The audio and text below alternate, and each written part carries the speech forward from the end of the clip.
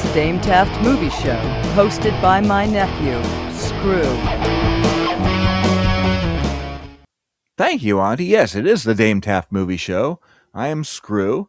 And without further ado, let us be joined by the star of the show, Harrison Smith. Harrison! Oh. There he is. Boom. The star. What's got you laughing today, Harrison?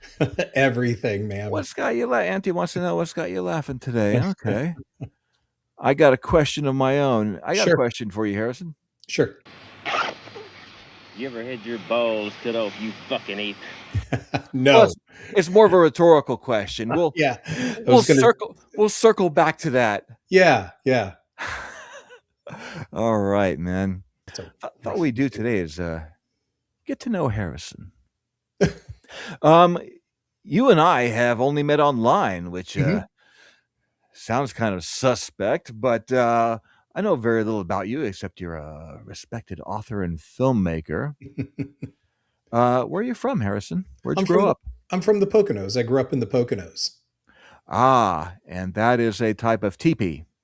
Yeah, that's exactly what it is. Poconos. New York?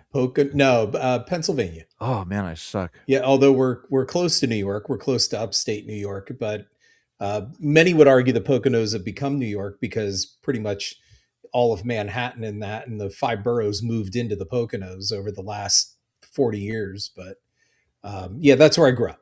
You grew up. I had a great time there. Is that where you live now? No. I live outside of Philly now. Ah. So, yeah. How did you get into filmmaking? I was watching your animated series on Rad TV. Everyone should go check it out there. Is that semi-biographical, autobiographical? Yeah. It's all autobiographical. It's not even semi. It's autobiographical. Okay, so that's about you growing up in Pennsylvania. Correct. Okay. How did you get into filmmaking? There was an episode there when you started out making your first film. Was that in high school? Yeah, it was actually middle school. Movies, I had a pretty tumultuous childhood growing up. So my mom and dad, my biological father and my mom, it was a very long and protracted, ugly divorce.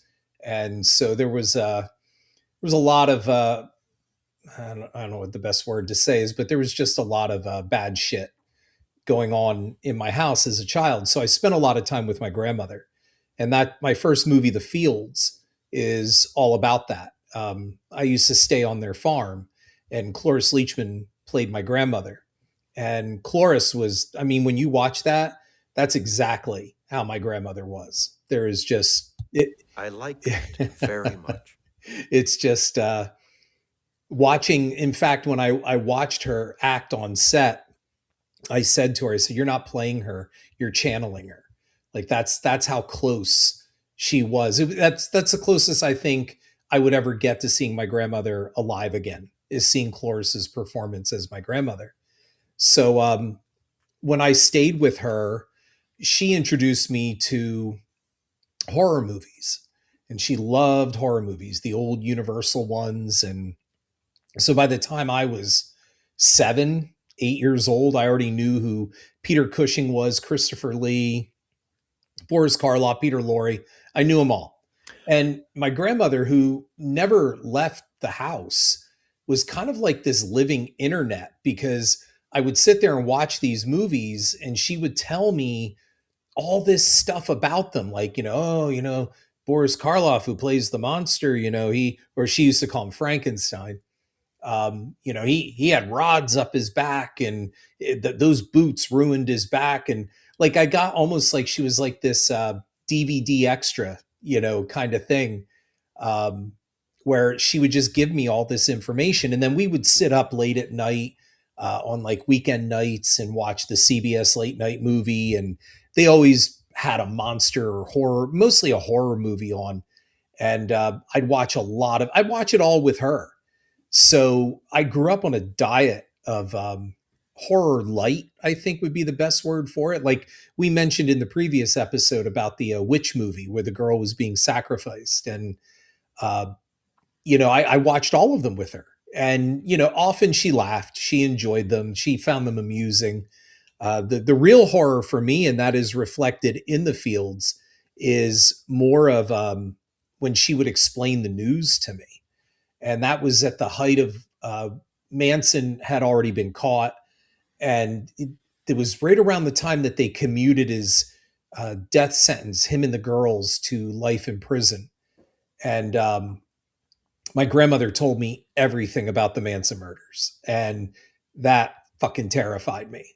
And when the shit happened that happens in The Fields to our house, I thought for sure it was Charles Manson who was coming for me.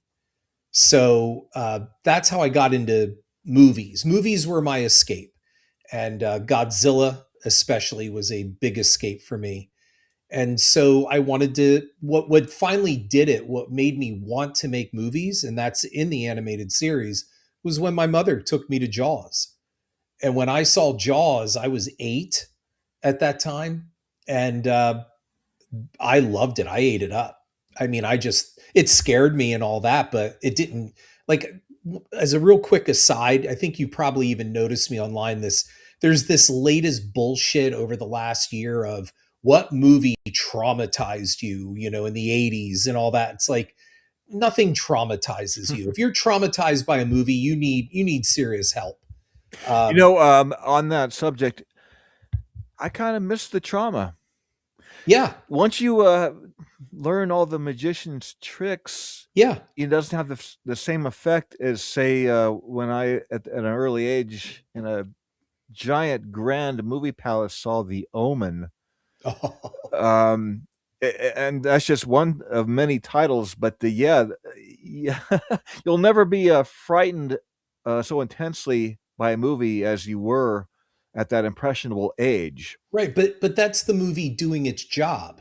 So Yeah. when a movie makes you cry, like, are you traumatized when you watch a comedy and the movie made you laugh so hard? Oh, if it stars Pauly Shore. Yeah, well, right, that could be trauma there.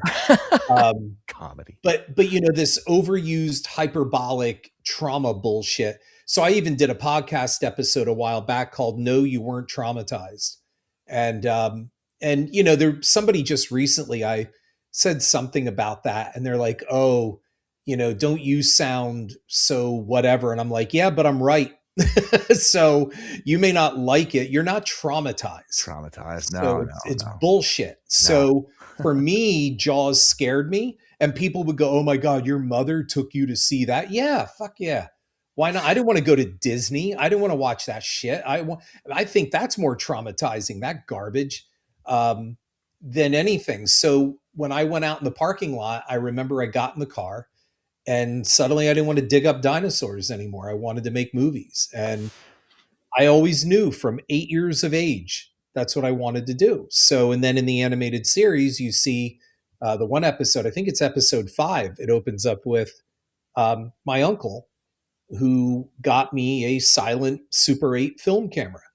And he got it because he was in a snowstorm, kind of like tonight.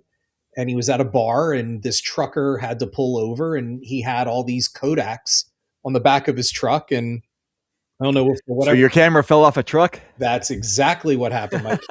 My Nice. camera fell off a truck, and I got it for Christmas, and kind of just started doing it. And the animated series will cover a lot of that. My book definitely covers it, where I just started making movies with my friends. But in middle school, we had a TV studio underneath. Of course, the engineers who built the stupid school figured that the best place for a TV studio is right beneath the gymnasium.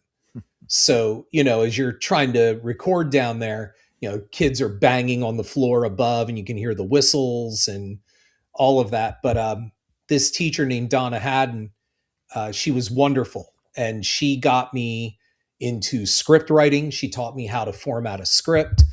She used to do radio back in the 30s. And so she taught me how to write a proper script. And, in addition to improving my writing, her class focused a lot on creative writing. But then she was the one who said, well, you should make a movie in the studio. So we had a thing at the end of the day called exploratories.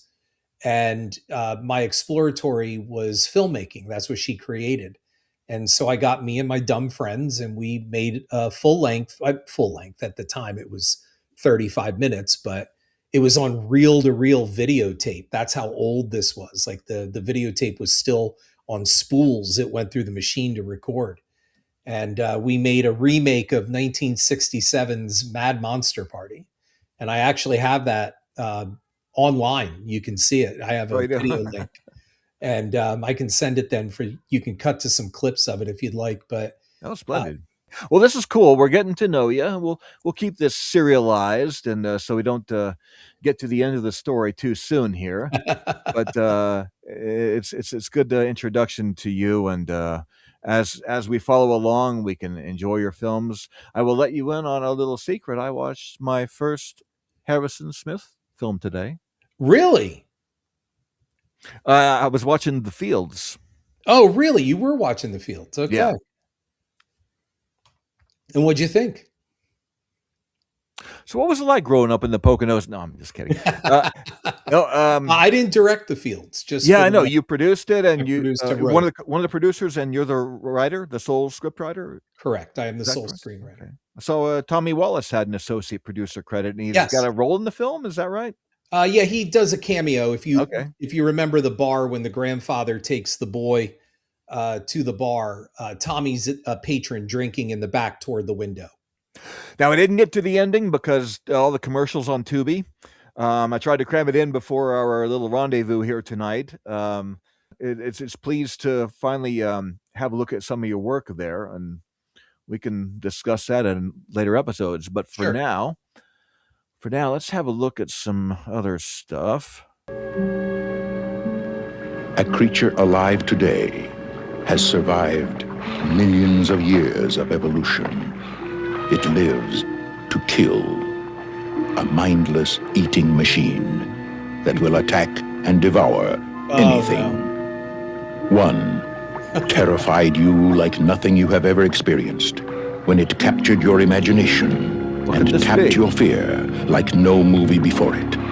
Then, just when you thought it was safe to go back in the water, two continued the legend and spread the fear. Next summer, I'm scared. Nature's most terrifying creature takes on an all-new dimension in an all-new adventure. And for the first time, the terror of Jaws will not stop at the edge of the screen. No way! Dude, when is this coming out? Jaws. No way! 3D. Oh, man. The third dimension is terror. Whoa, that's awesome. This movie's going to be excellent. No. I can't wait. When does that come out? We got to go on the first day, man. We got to go on the first day. I'll tell you what. I saw that preview on the front of Young Doctors in Love. And I knew right there and then, once you saw the fin come at the screen and then it went Jaws 3D, there was this sinking feeling in my gut. It was like, almost like you're almost saying it out loud, like, oh no. What, you weren't excited? No, I was not. No. What? You don't want to see the shark tearing up teenagers and whatnot? Well, What's the matter with you? It was, I was working at that time. It was 11th grade. I was working at McDonald's, and to show you that I still had hope, I asked for that opening night off to see it. I swapped with a worker to go see it, and I got in free because I knew the people at the box office. They let me in free. Oh, and big shot over and here. here's Mr. Big Shot, Mr. French fry maker. He's got connections at the local cinema. Well, I was going to be trading my paper hat very, very soon for an usher's jacket there.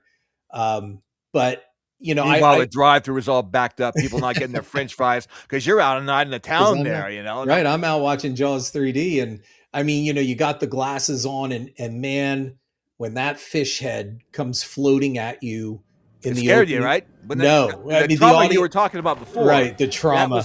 I had the same thing. Yeah, me too. We both had the trauma.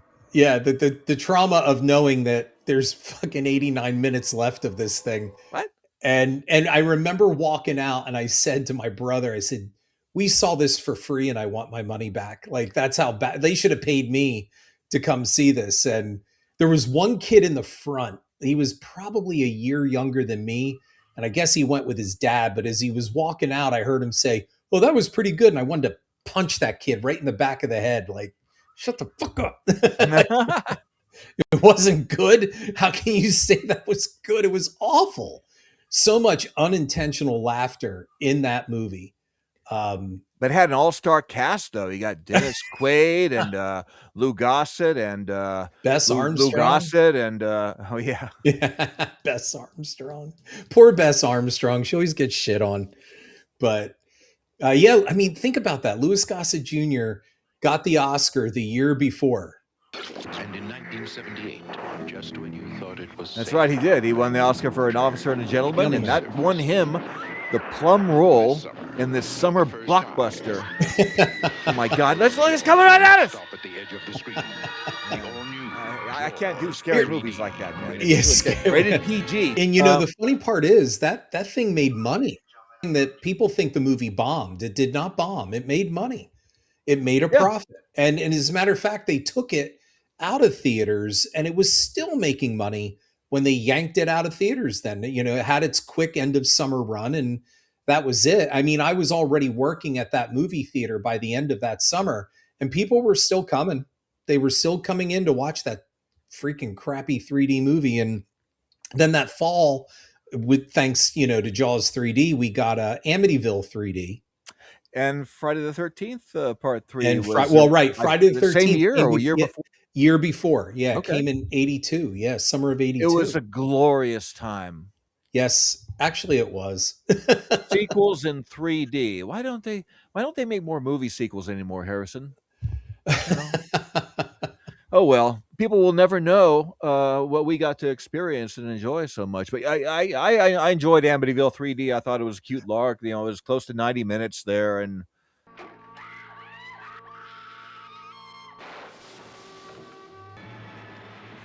beyond the edge of the screen.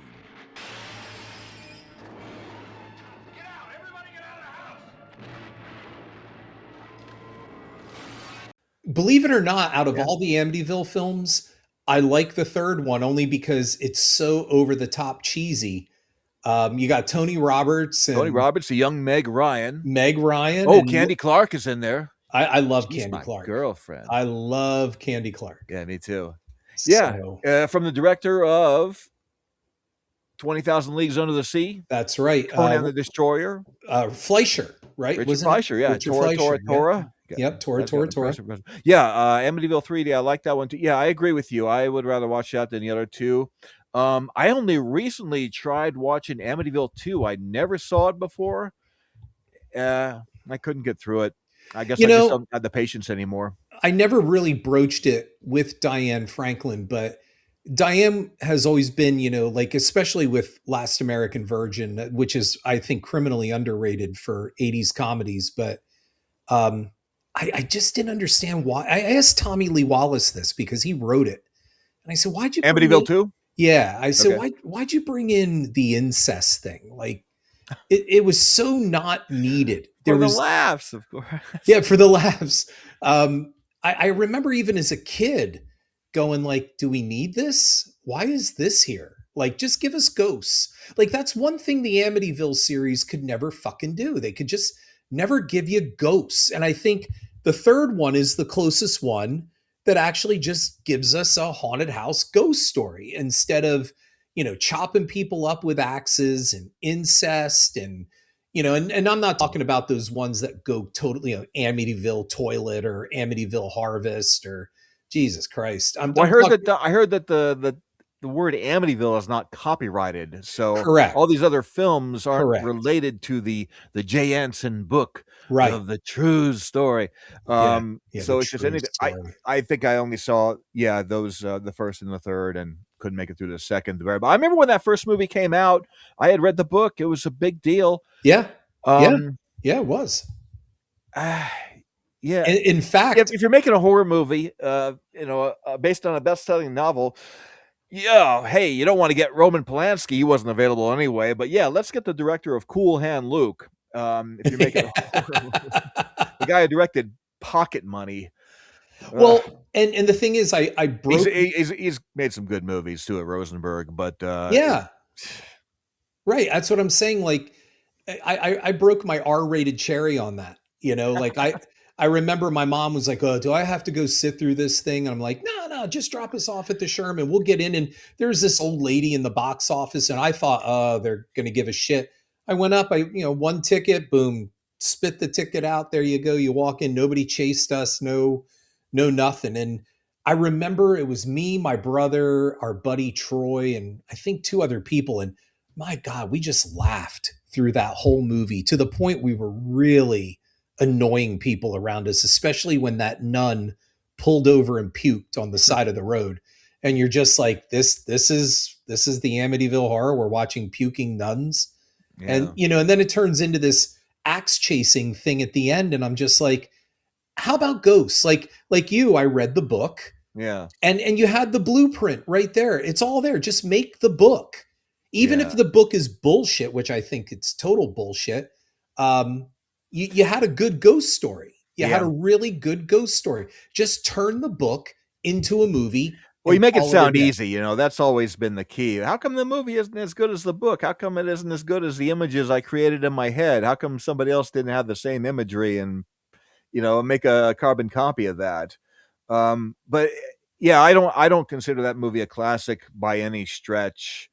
I mean, even as a fan of some of the cast members like Jim Brolin and Murray Hamilton from Jaws, of course, Mayor Vaughn from Jaws is in there as a small part. Small, yeah. Yeah, but it's not scary. No, it's dull. It's stupid. Particularly against the other films of that time. I mean, even something like Damien Omen 2 is far, far scarier. Yeah, definitely. So I don't have fond memories of that movie.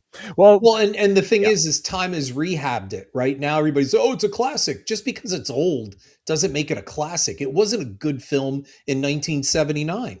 Yeah. Yeah, I guess there's people out there who enjoy it. I wish I did, but I don't even have it in my collection. All right, well, let's have a look at some other things here. Let's watch a little Siskel and Ebert. What do you say? Sure. You hear that okay? Oh, I can hear.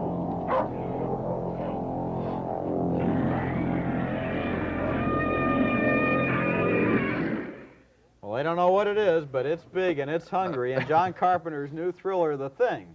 That's one of 4 new movies we'll be reviewing this week on Sneak Previews. Across the aisle from me, Gene Siskel, film critic of the Chicago Tribune. Did you watch these guys, Harrison? Oh, yes. I remember when they had Aroma, the Wonder Skunk. Already caused a lot of talk before it was opened. And the Dog of the Week. Something very unusual. Dog of the Week. They were always dumping on low-budget horror movies, and those were the ones we wanted to see. John Carpenter's new movie, I guess they'd seen it in a preview, was one of the most disgusting films ever made. Well, those postcard writers certainly were right about one thing. The movie The Thing does contain a lot of repellent special effects, telling the story of a creature that is discovered in the Antarctic by a team of American scientists. The Thing is based on the same book that was used in a 1952 movie, also called The Thing. And there is a similarity between the two films, with both having the subtext of a Cold War mentality, suspicion of strangers. This part of The Thing is not disgusting at all, I think. Actually, it's quite intriguing, especially in this scene where the scientists begin to doubt each other, wondering who among them has been infected by the Thing, which turns you into a monster that looks exactly like yourself.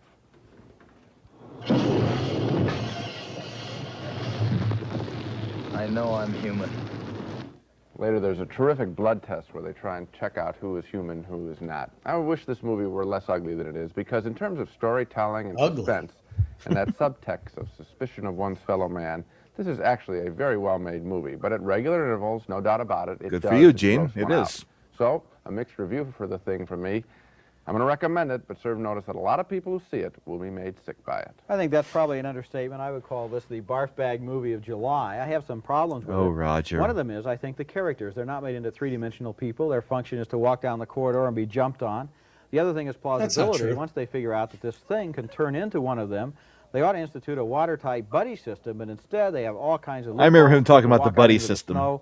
Come back with a grin on their face, so that the story is totally implausible, and the movie just basically is an excuse for this very gruesome and repellent creature to gross us out. It is the most nauseating thing I've ever seen on a movie screen, I think. That's quite a statement. I think I'll stand behind it. I think that the movie for me, though, isn't about those characters as individual people. I think that's why they can be interchangeable. I think that it's about how a society, this little group here, wants the poison, they think something's going wrong, you're not in the group, you're out, move, just that line, move away to one side. It's a very chilling thing. And I think if you read the movie in that way, then the implausibilities at your level mean very little. And so you sit there wishing, and I do wish, that it were a lot cleaner. Well, I think, Gene, though, that I've got news for you, and that is that 99% of the people who go to see this movie are there to see the monsters, and very few of them are going to read it as your kind of allegory of McCarthyism. That we will see. And we split on The Thing. Roger, as you can remember, was appalled by the monsters in the film. He calls it a geek show. I didn't enjoy looking at the monsters. Well, Gene was correct, it turns I out. did find it to be an interesting element in the movie, the element of suspicion of something rotten. And, you know, usually Ebert would find the merit in certain things. Like, you know, look how he did with Last House on the Left and things like that. Funny that he jumped all over this one, although the film just got kicked to the curb. You know, Universal dropped the ball. Everybody dropped the ball on it. And poor John Carpenter was left, you know, basically stripped naked and thrown out in the street is really what it seemed like to me. I mean, it's, in my opinion, I think it's a masterpiece. I think it's just a fantastic film. One of the greatest horror sci-fi movies ever made. And, you know, to see it treated the way that it was, I mean, and then, you know, I think I had said in our last time, when I was writing the They Live book, that, man, it ostracized him. It totally ostracized him in the industry. And that's a shame. You know, I mean, Christine was kind of a rehab movie for him, like to get him back into the fold. And, you know, good for Carpenter to say, you know, fuck the studio system. He left. He was out then. After Big Trouble in Little China, that was it for him. You know, so, and good for him, because the studio system, again, how do you spend all this money on this movie and then just leave it out to die? Especially when you're the same studio that made E.T. as well. Who thought it was a good idea to release two Alien pictures by two big directors in the same summer?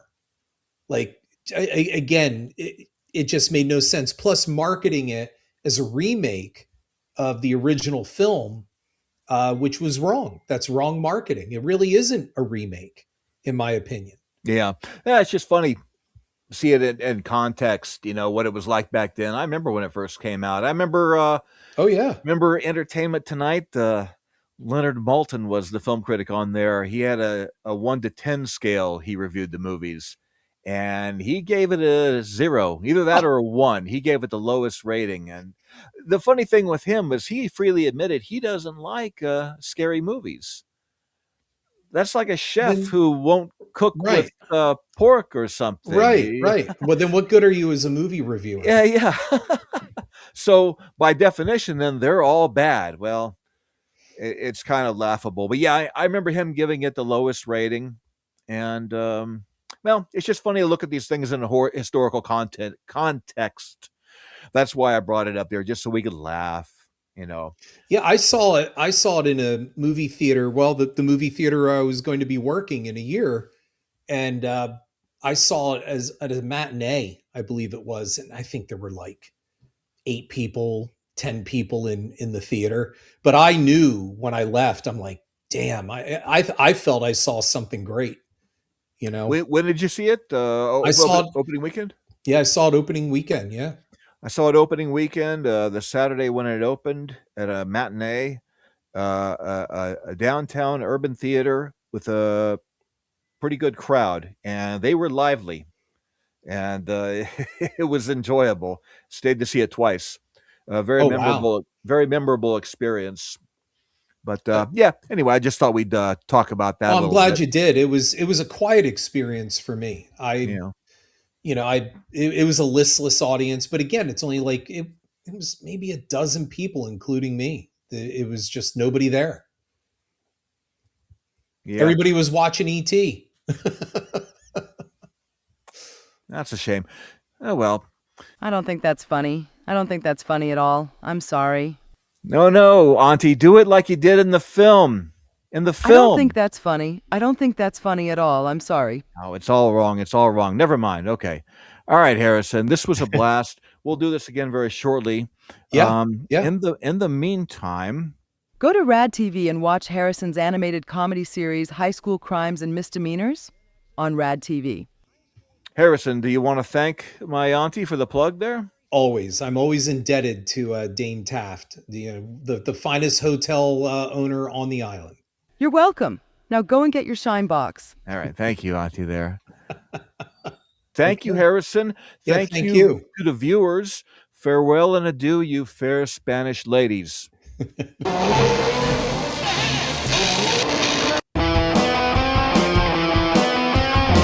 It's the Dame Taft Movie Show, hosted by my nephew, Screww.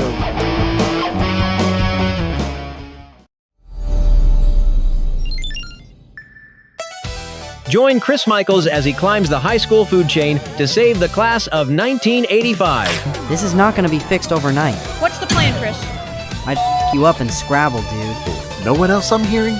You're selling drugs, throwing underage beer parties for fundraisers. You know what they call people who don't use protection, right? No, I don't. Parents. Voiced by some of the 80s most iconic stars. You're gonna make a movie with that camera up your ass if you both don't get off that car now. The band isn't selling their candy almost naked. Maybe they should. Saturday morning cartoons are back with the all-new animated series, High School Crimes and Misdemeanors. It's always Saturday on Rad TV. Whoa.